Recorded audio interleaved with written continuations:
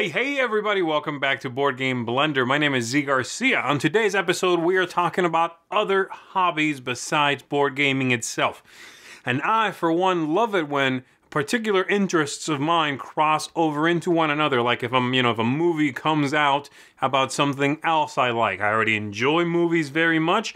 And if I enjoy, let's say, rollerblading and there's a movie about that, then that's something that's going to be very appealing to me. And just like films, board games are a very similar style of entertainment, and having a board game about, again, rollerblading or whatever it may be, is going to be very appealing. You know, it's going to make me want to engage with it. Besides that, I think having other hobbies be a part of the theme in a game can be a great way to bring someone into gaming if that other hobby represented is something that they enjoy, but they're not familiar with board games perhaps.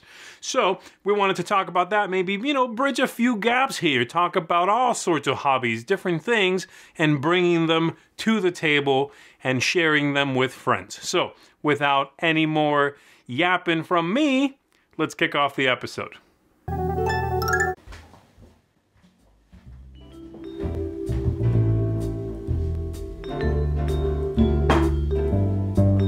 Oh hey man, what's up? Aren't you filming Exlibris? Oh, I would, but I can't. I have all these games from Essen to review. All of this, and not filming this? Well, yeah, why not? So, who's gonna do this? I don't know, I guess you. I'm swamped. Me?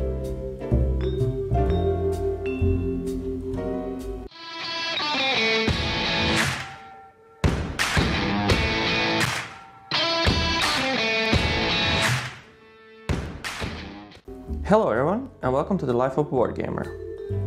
In this part and segment, we're gonna talk about Exlibris, a game about books and bookshelves.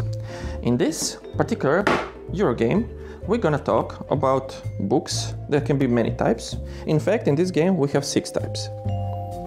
For example, monster manuals or fantastical fictions.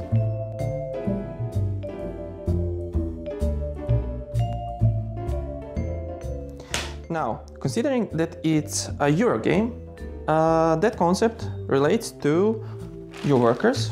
There's gonna be many of them. Some of the workers are unique, most are not. And locations which we will visit during our gameplay and place them one by one. Each player, either if you play with the basic concept of the game, will have its colored units and workers, but if you play the advanced version, you'll have unique, like this cube, gelatinous cube from D&D.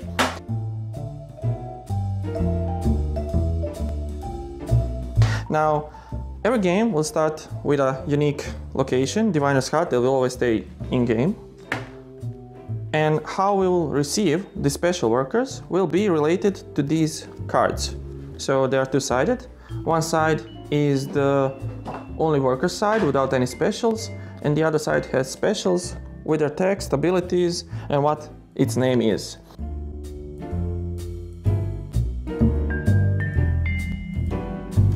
You need to follow some rules. What those rules are is on the basic board. So the board goes like this, yeah, like this. And with it, we will have some rules. For example, the stability of the bookshelf, what are the prominent works, what books we shouldn't collect, but in essence we should collect them because of the end scoring.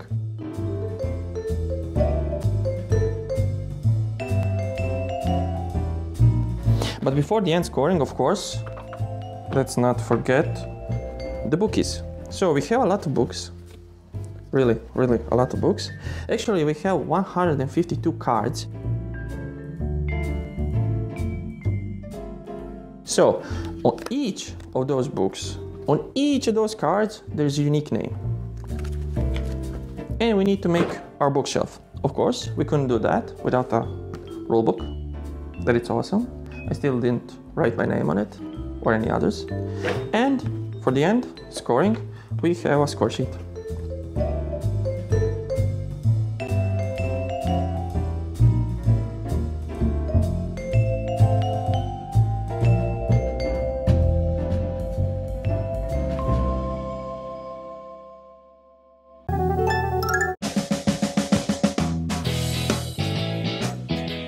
friends of the blend, and welcome back to Retro Board Game Corner. Today we're talking about games that are based on other hobbies. Here I have Arcade Mania, published in 1983 by Milton Bradley. This is a 2 to 4 player game in which you're battling other players in 4 exciting arcade games. Let me set this up and show you how it works. This is what the game board will look like set up. First, you're going to need to get 6 chips here. The reds are worth 5 and the whites are worth 1. And then you're going to need to pick the arcade game that you're going to own for the game and its corresponding color. And you'll do that by rolling a dice. Highest roll gets to pick first. The object of the game is to get around the board and to collect as many chips as you possibly can. And you do that by landing on these arcade game spaces and then challenging the people that own the arcade games on this thing that's called the machine. And yes, ladies and gentlemen, it still works.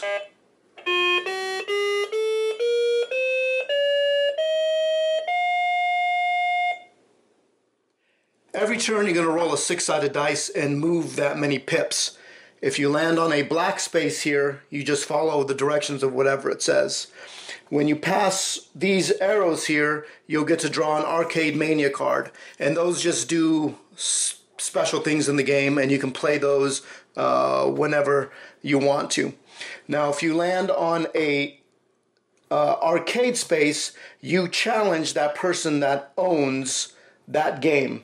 So for example, I landed on Alien Raiders, so the Alien Raiders player will put the Alien Raiders card into the machine and then roll this dice here. Now this dice will determine what skill level you're going to play, whether it be skill level 1, 2, or 3. So after you determine what skill level you're going to play, all the rest of the players will bet on who they think is going to win or lose that round of play. And that's what these colored cards are for. They'll just secretly make their bets, but each arcade space has a betting limit that they cannot go over. They can go under, but they can't go over. And then the 2 players are going to go ahead and play 1 complete game all the way through. And then whoever has the most points is going to win that amount of chips from the bank. And then the players will flip over who they thought was going to win, and then they get chips. If they're wrong, they're going to lose the chips. Play will continue until somebody crosses the finish line first. When somebody does that, the game is over. You count off all your chips. Again, person with the highest chips is the winner of the game. This game came out right about the height of all the arcades that were popping up all over the country. And this was Milton Bradley's attempt at pulling people back into buying board games. Well, that's all the time I have for now. May your rolls be high.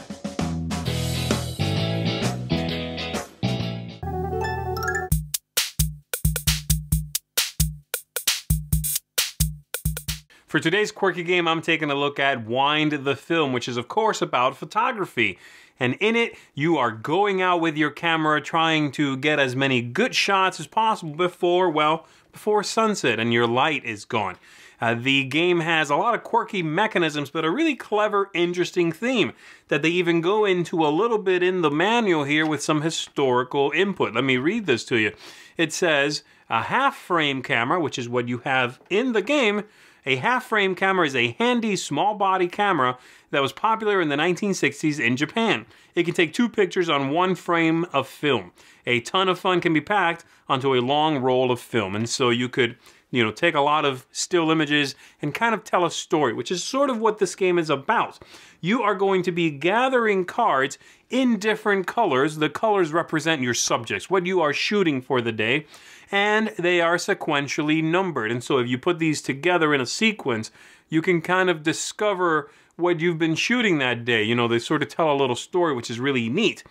And some of the mechanisms, while also very quirky, do lend themselves to the theme, which I think is a great theme if you're into photography, to show to someone who is perhaps an amateur photographer, that sort of thing.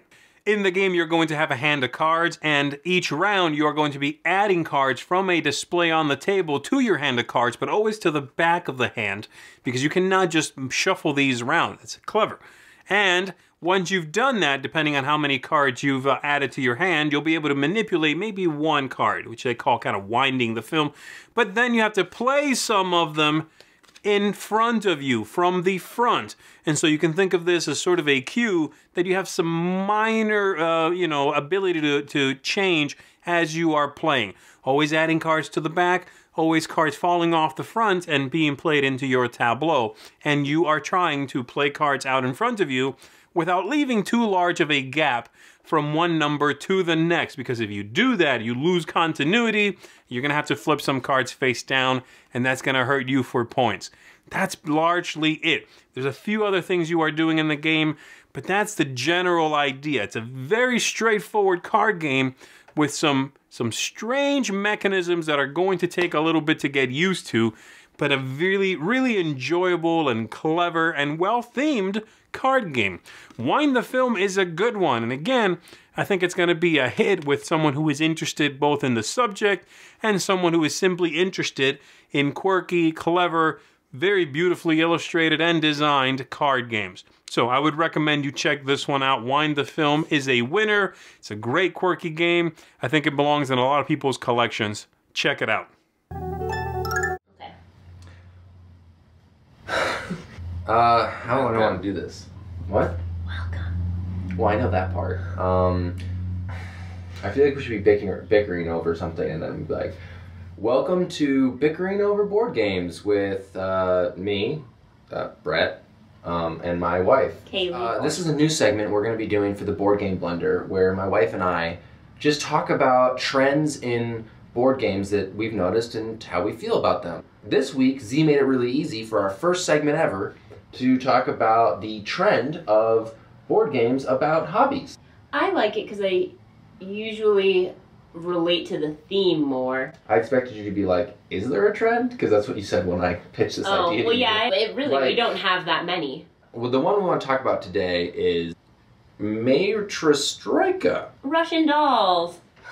We had to get rid of this and put it in this bag because we played it so much that the edges of the cards were starting to fray. But it's about collecting and trading Russian dolls. They could have just been numbers, right? It could have just been blue numbers and purple numbers and green numbers, and the game would have functionally been the same. Or they could have gone the route of Arboretum, which is a game that we both love, that has really beautiful cards, but it almost feels like it's just a really pretty deck of cards with pictures of trees on it. Mm-hmm.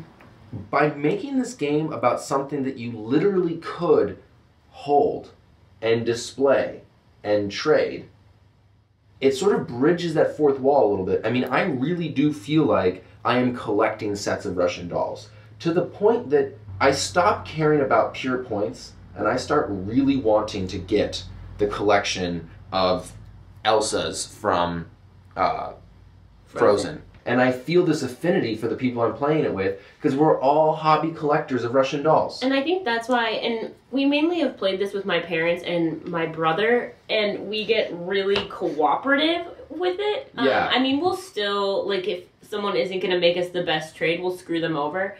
But we try really hard. And that's the thing, too. I don't even care about points. I don't think I've actually lost. No, you are very good at this game. Yeah, but... Which you don't... I think that's part of your strategies. You never seem like you're trying to win. You always seem like... Because I'm not. I want to get, like, the best set of dolls. And if that happens to get me a victory, well, and then it does. And it does, because the victory conditions are aligned so that if you complete a collection, I mean, you will be rewarded for it. I mean, my parents are super good sports and will play most games with us, but this is one that they... request. Yeah. And my brother got into it really fast, and we named all of the dolls, which might be breaking the game. It's bending the game, because there's collecting, and then there's a trading round, and there's public information, kind of like you're playing not Texas Hold'em, but 7-card stud, or any game that has you know, some cards in your hand and some cards face down, and then you initiate a trade. And it's really interesting, right? Because then you might end up getting traded something that you really don't want.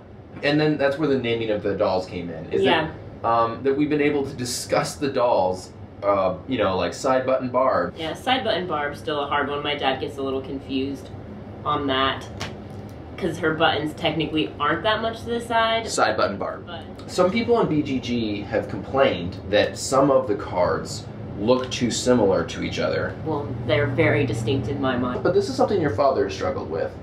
It is. Because then that's fun when you make a mistake. Yeah. If you think you're going for someone and you don't look closely enough, and you're collecting and trading Russian dolls and you can't take yourself that seriously. I mean, apparently I do because I always win. But it kind of adds to the theme of the game, I think, because if it was just numbers, yes, it would be sort of inexcusable, right? But because it is Russian dolls, you can imagine that maybe two people set up a trade. Oh, and like you accidentally made the wrong trade. Yeah. You thought that you were like gonna get that doll, and then you show up and just the pattern is a little bit different. You know, you feel like you're that collector that's like holding the Russian doll with like a magnifying glass, like, is this an original? You know what I mean? It kind of like works that way. So yeah, to me it totally, the fact that some of the cards do look sort of closely, I mean, if you have trouble with your eyesight and if you're colorblind, you know, it might be harder. I'm not gonna lie. So in terms of games that are about hobbies, but they really aren't that common. No, I mean, once you really think about it, and even ones that popped into mind, I mean, obviously we thought of Patchwork first. Patchwork. Yeah. To you, Rosenberg game about quilting. It's amazing. I think so. I mean, No, I guess we only have these two examples, but I love both these games a lot. That's the thing. As far as trends go, I don't think there really is.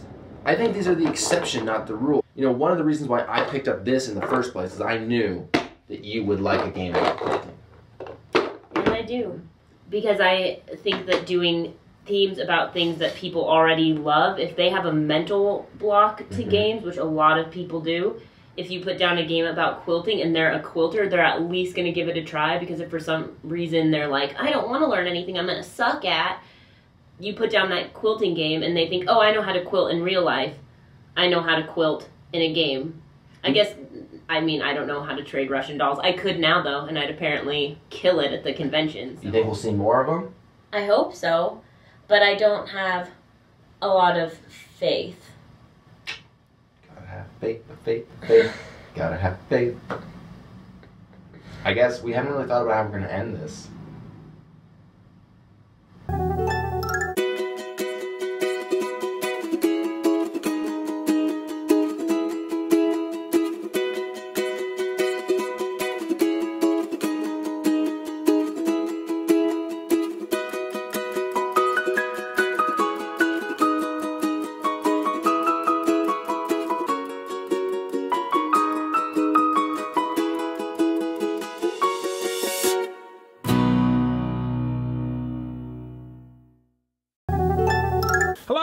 My name's Dan, and this is my board gaming time capsule. Now then, no one really knows what's going to happen in the future, but what we do know is that with advances in technology and the development of artificial intelligence, we're eventually going to reach a point where all tasks and jobs are going to be completed by machines.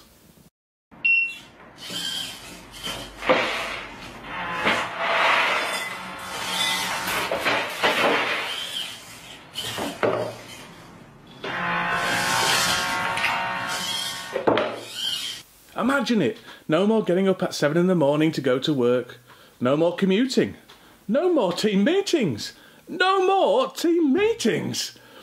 However, the absence of employment is going to leave us with a lot of free time on our hands, and we're going to have to fill that time and keep ourselves busy.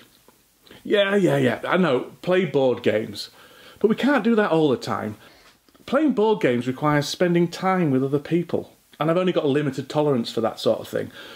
Plus, have you seen my board game group? Quite frankly, they're a bunch of weirdos. So, what other hobbies can we find that are like board gaming, but you can do them on your own? Lego, that's what. Let's have a look at my hobby checklist. I need a hobby that's expensive, bulky to store, looked down on as childish by others, and overrun with Star Wars tie-ins. It ticks all the boxes!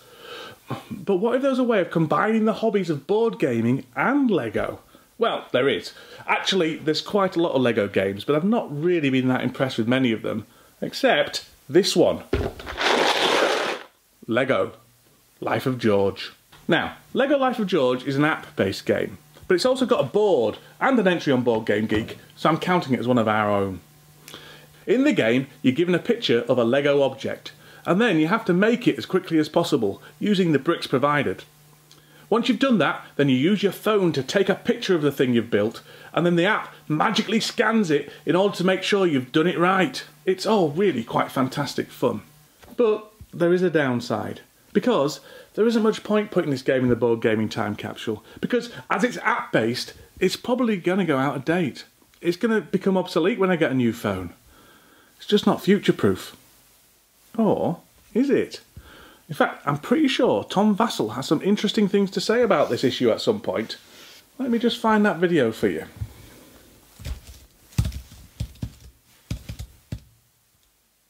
Oh man, that's too... I can't find it, it's too hard. There must be a better way of doing it. If you're one of the people with a modern phone, which sorry to say means none of you with a BlackBerry, well, you understand by now that games with apps are just that much better than all the other games on the market right now.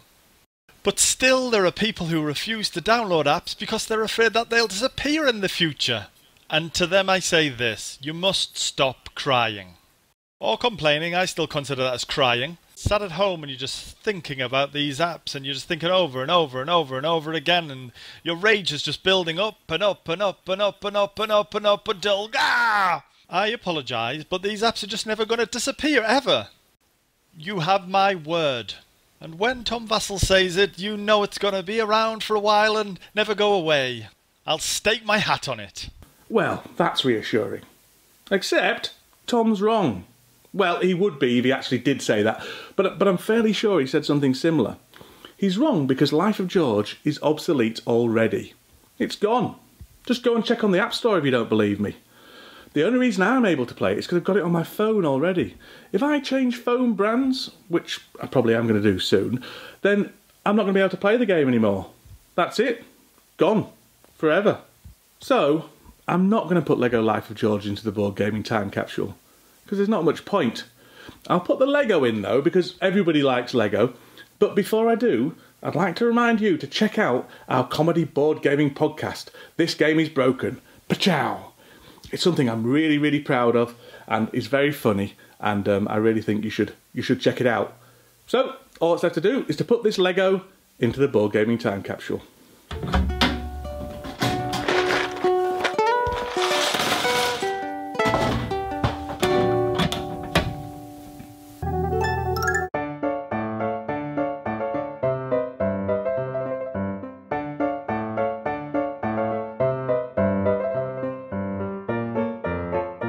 Hello folks, Mark here, and welcome to Thinking Inside the Box. In this series, I'm focusing on components, inserts, storage solutions, and games that do all of the above really well. So I'm going to look at this Blender theme from a little bit different angle. Once again, taking a look at Dogmite, one of my favorite component makers. They have taken their love of woodworking and turned it into some amazing accessories for gaming. Today we're taking a look at a couple of their new offerings. First up, we have the newly remastered Traveler Dice Tower. Now, if you know anything about me, I am a dice junkie. Bring on the dice! So I'm always on the lookout for really cool dice towers and dice. These towers are also designed to fit into the Dogmite Component Collector series, which I love. I use this system for many of my favorite dungeon crawls. It's so incredible. The dice tower features engravings along with a sculpted design on the back. Amazing designs, I might add. The finish and quality are simply fantastic, and what's unique here is that these very compact towers also come apart in 3 pieces. In this configuration, you can throw 7 standard dice at a time, but you can change the configuration to store up to 20 dice inside the tower, all ready to go for game night. There are tons of wood styles and colors to choose from. They even have a special watch it played version. Yeah, Rodney, I think I'm gonna need one of those. And to go along with the towers, you've got to check out their new hero sleeves and bone box. Each of the sleeves comes with one set of dice with several styles to choose from. The pearl, swirl, or layered styles of dice. The bone box stores 5 sleeves with extra storage for more dice or a dry erase marker, as the outer cover removes for keeping stats or scores. But the box also acts as a dice tray if you prefer rolling dice that way. With all of Dogmite's components, they offer these in many exotic woods and colors. Simply beautiful. Okay, I'm truly excited about these new offerings from Dogmite. They simply do amazing work, and if you like to pimp out your gaming experience like I do, you've got to check them out. Oh, and everything fits together with strong magnets. Fun with magnets. Alright folks, thanks for watching, happy organizing, and until next time, we'll see you at the table.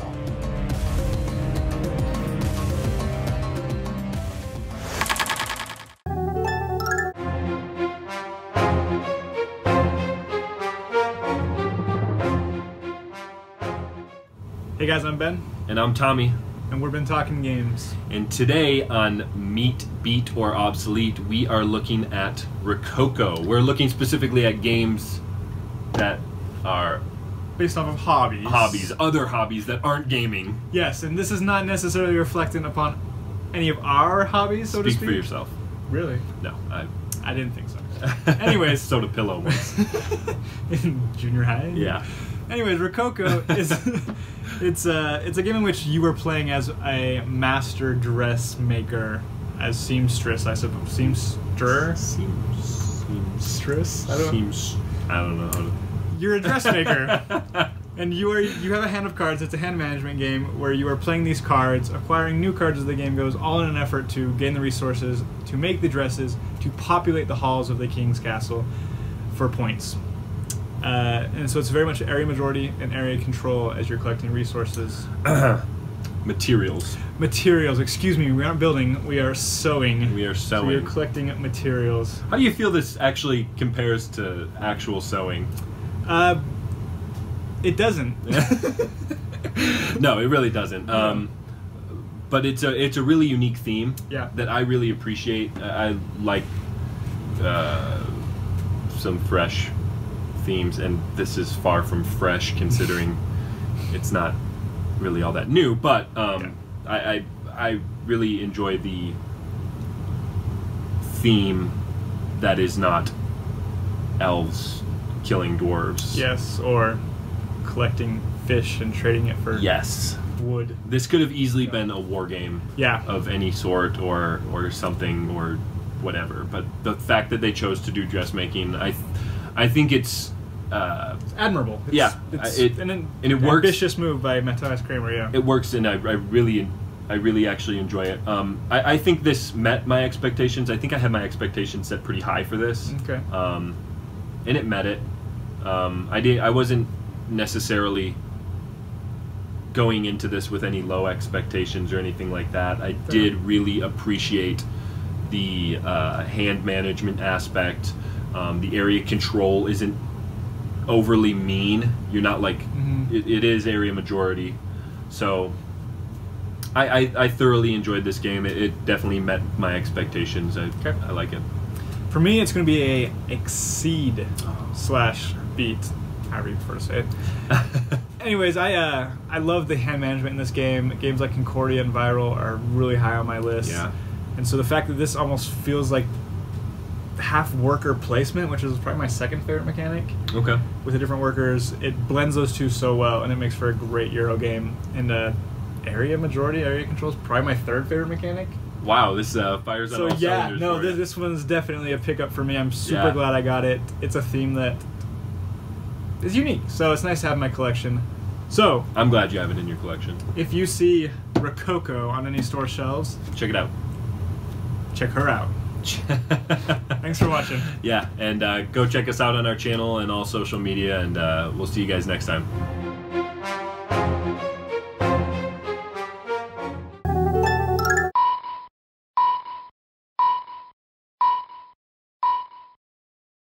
For our game Under the Radar, I'm taking a look at Herbaceous, a game in which all the players are going to be planting and collecting herbs, or maybe even herbs, depending on where you're watching this from, in order to get the most victory points. And you're going to be doing that by sort of pushing your luck a little bit. You are flipping cards over from the deck. You are going to be taking one for your private garden, and you put one out in the middle of the table, make that available to everyone, possibly. And then at some point, you'll gather some up and put them somewhere in front of you. You can do that just 4 times during the game, and that part is sort of a set collection aspect where you want a lot of the same kind, one of each kind, you want pairs, things like that. Very simple, very straightforward mechanically. Here's the thing I think makes the game a fantastic one for someone who is into gardening, or, you know, who enjoys the idea of collecting herbs, cooking with a lot of herbs, that sort of thing. Someone familiar with this concept. And that is 2 things generally. The first one is visual. I think this game has a ton of visual appeal. It is gorgeous. The box is very nice, but the cards, which are the heart and soul of the game, are stunning looking. The artwork it's beautiful, it's rich and vibrant, it's relaxing. I love the look of this game, and I think folks who enjoy gardening are usually very much, enjoy the appeal of that beauty, and they're going to get it in this game. The second thing is, I think a lot of people enjoy gardening because it's a very relaxing pastime. It's an enjoyable, fun, lose track of time kind of hobby, and I find this game gives you that feeling as well. The game's rules are easy. They are straightforward. Playing the game is relaxing. The rhythm can basically lull you into a nice, relaxed state where you lose track of time a little bit. And the game is pleasantly short, don't get me wrong, but you'll enjoy the way it simply feels. It's a fantastic game to play after dinner in order to relax. A game after work, so you don't have to think very deeply. You can just sort of let the day melt away. This game is going to give you that. And that's what I like about it. It really works with its theme to give you a package that feels like it's well put together. You know, thought went into every aspect of the game. And even though all of these things came from different people, the designer, the publisher, the artist, everyone there worked together to make a singular vision which really comes across fantastically. So I think it's a good one for folks that enjoy that hobby. I don't necessarily, and I still think the game is great, but I can see that parallel between what attracts people to gardening and board gaming. And this is one of the few games that makes me feel like I could take up some gardening. So I enjoy it very much. I certainly would recommend it. Herbaceous is a really neat, enjoyable, easygoing game that I think you're going to like. Show it to some friends, show it to some family, and have a good time. After so many games of high school, my son, you are finally ready. Let's play some Subbu.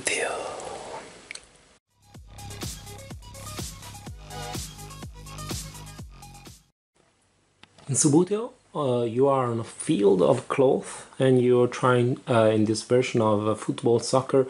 By the way, this is a perfect reproduction of San Siro in Milan, the field on my bed. You see, this is you're trying like in high school to use your finger to flick the soccer guys and kick the ball forward. You can do the same thing with the same guy can touch the ball 3 times.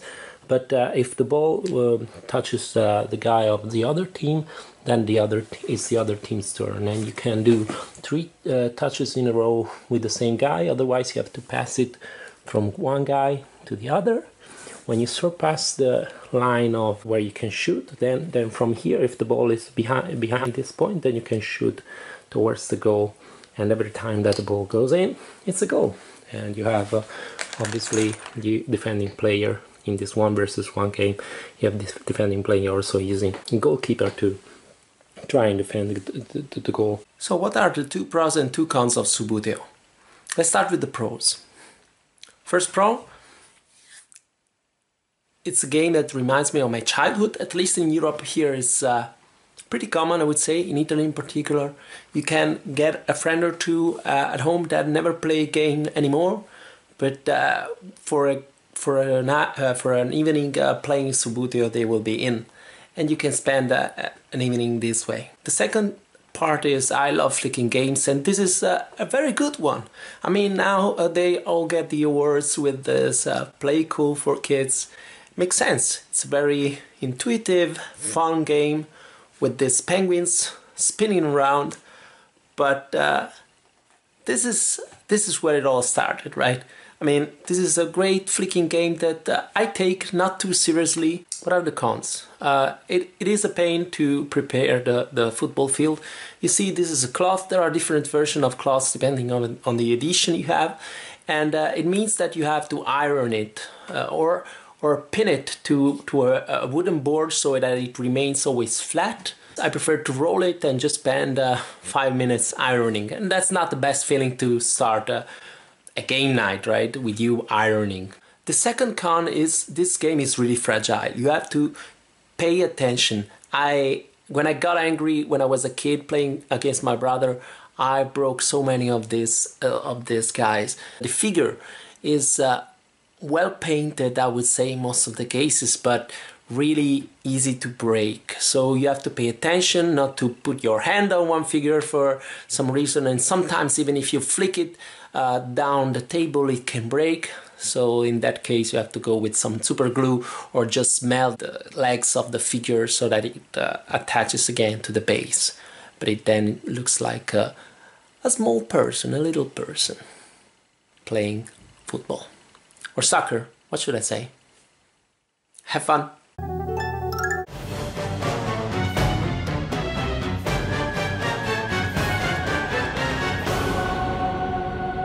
Hey everybody, welcome back to Game Olympics, where we're going to award bronze, silver, and gold medals to, in this episode, the top hobbies of the future. We're going to kick it off right away. I did some thinking about this, and I came up with a few that I thought might be interesting, something like, say, frog riders, where in the future we will, of course, engineer giant frogs, and we'll take turns riding upon the giant frogs in gladiatorial-like contests.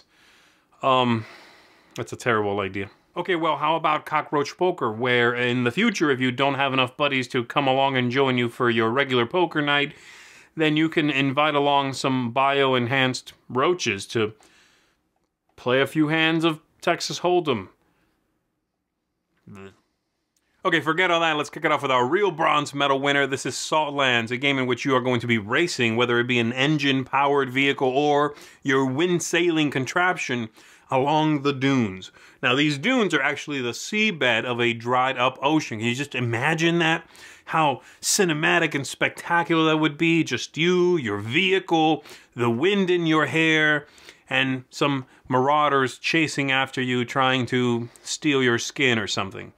It's not ideal, but most of that is pretty good. Our silver medal goes to Multi-Universum, in which you are going to be jumping from dimension to dimension, sort of taking a dimension tour. Now, I wouldn't want to be the first one to jump into one of these dimensions, right? Something unexplored.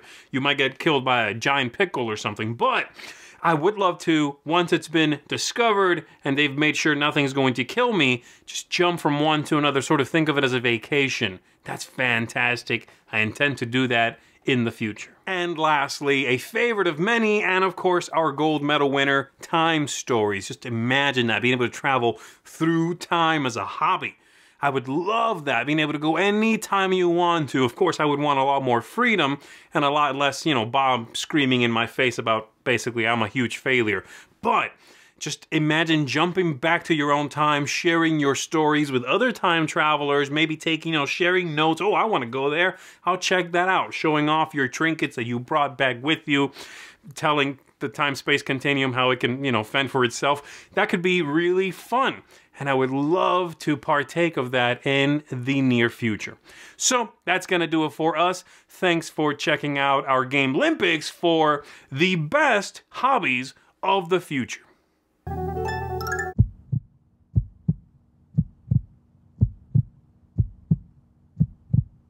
Hi everyone!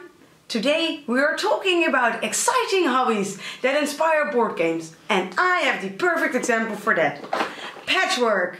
In Patchwork you are trying to make the perfect quilt by getting the different pieces onto your board. When it is your turn, you are allowed to get the next 3 pieces in front of your pawn. When you buy a piece, you have to pay the number of knots and the number of time it is, which you're going to do in this little player field. The player that is behind the other player is going to be the next player, and until he is in front of the other player, he can do as many moves as he wants. When the game is over, you are going to check how many holes you still have left, and you are going to count up your score, where you get minus points for every piece you haven't covered yet. Anna, only you like making quilts and crocheting. No, surely not! Mama and Grandma do it too! Exactly my point. Oh no, I'm old-fashioned! Patchwork, do you think I'm old-fashioned? Well, you do play board games. And is that a grey hair I see there? You know what? Forget your cuddly blankets and cute keychains, you ungrateful people! I will not play games with you anymore! A solo player I will be, and no one will stop me! Hey Anna, want to play Patchwork? What? Yes! Gimme, gimme, gimme, gimme, gimme!